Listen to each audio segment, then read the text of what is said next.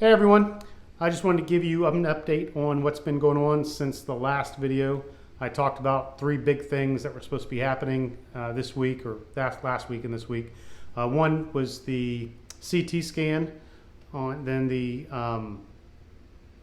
port insertion on Thursday, and then of course chemo starting today.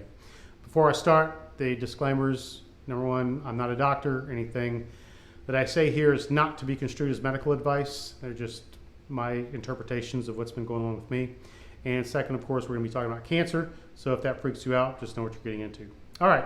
So the CT scan, CT was your basic contrast CT. This time they gave me a liquid beryllium drink to consume in addition to an IV to show the contrasts. At that time, I'd asked the nurse, because I really wasn't quite sure if I was to start chemo today. She went and talked to the doctor, and she said no. That said, today they actually did offer me the opportunity to start it, but I turned it down because I wasn't prepared for it. Thursday, they put a port in. That wasn't fun. It wasn't painful or anything like that. It's just I don't want to go through chemo, so I didn't want a port. Now I've got a port around here, which you can feel, and it feels weird. It is a little uncomfortable, but it gets less uncomfortable each day. It was also not as enjoyable because they promised me the drugs were going to be as good as the drugs they put me on for the colonoscopy, and they were not.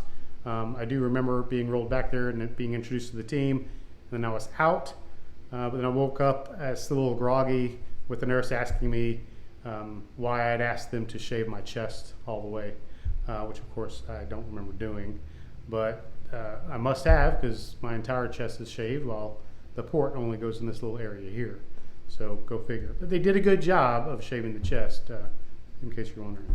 So anyway, that brings us to today, which is the appointment I had with the oncologist, and actually wasn't with the doctor oncologist, it was with the PA. And she was great, but she read out the CT scan.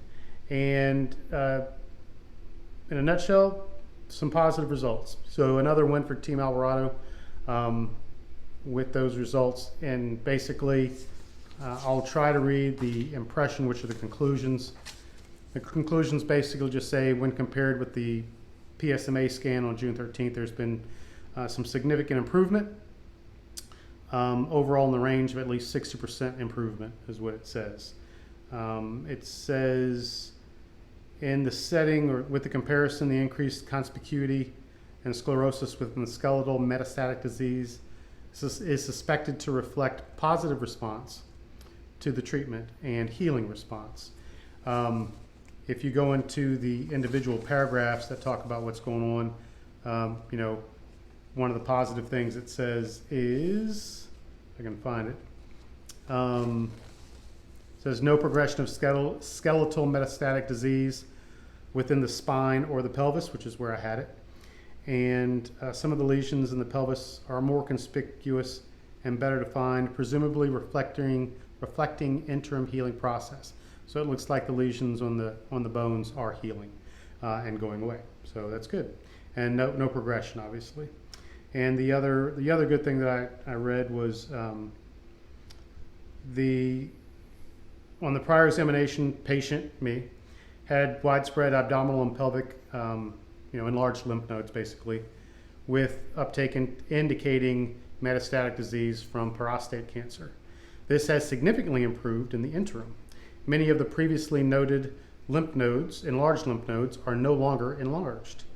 Then it also says that another lymph node is about 60%, about 60% less enlarged than it was. So that is some good news. I'm on the right track, continue to be on the right track, and I will now start chemo next Thursday. Of course, remember, the purpose of this chemo is to kind of get everything, just to wipe out the rest of the disease that's there as far as getting the lymph nodes back to normal, taking care of the lesions on the skeleton as far as the way I understand it, as well as hopefully reducing the possibility of recurrence or developing a resistance to the treatment, which I will continue to be on. So, so good news. I appreciate all your continued thoughts and prayers as we continue to fight this. So until next time, remember, anything's possible.